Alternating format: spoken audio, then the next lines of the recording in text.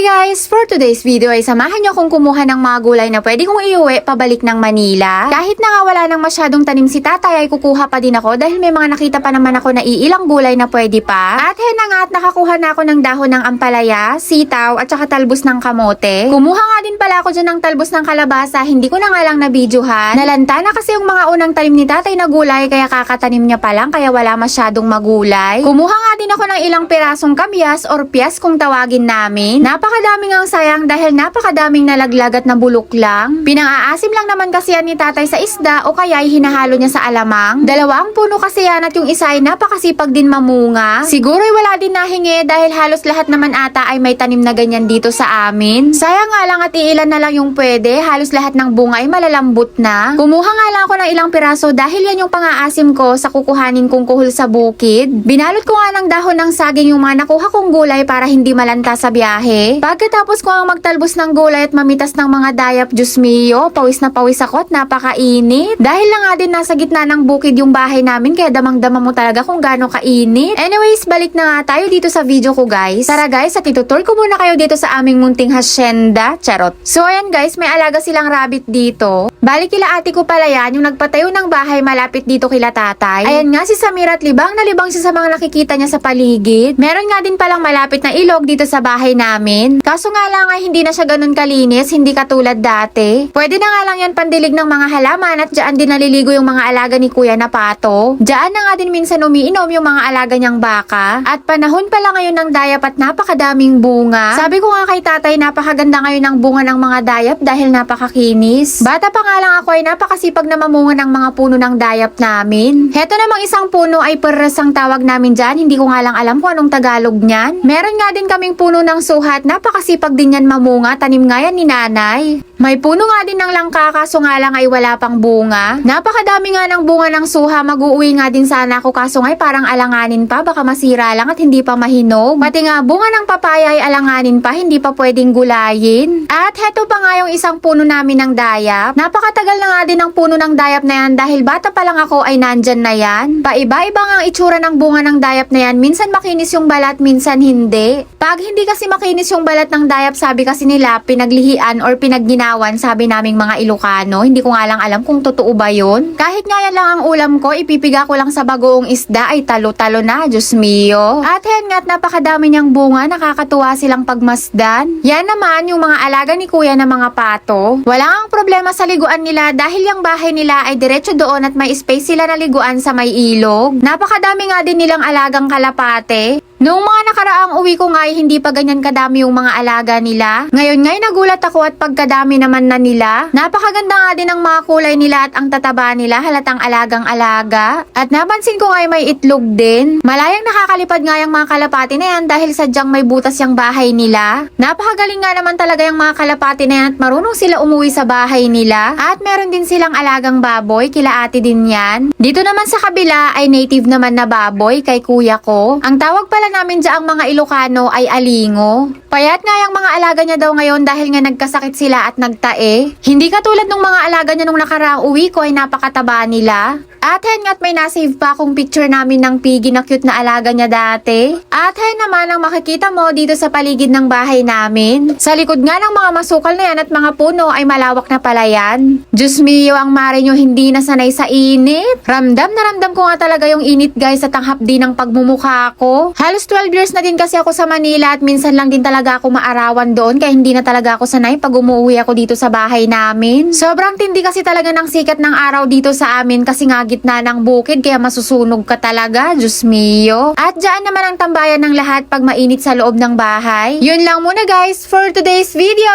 Agiamanak! Bye-bye!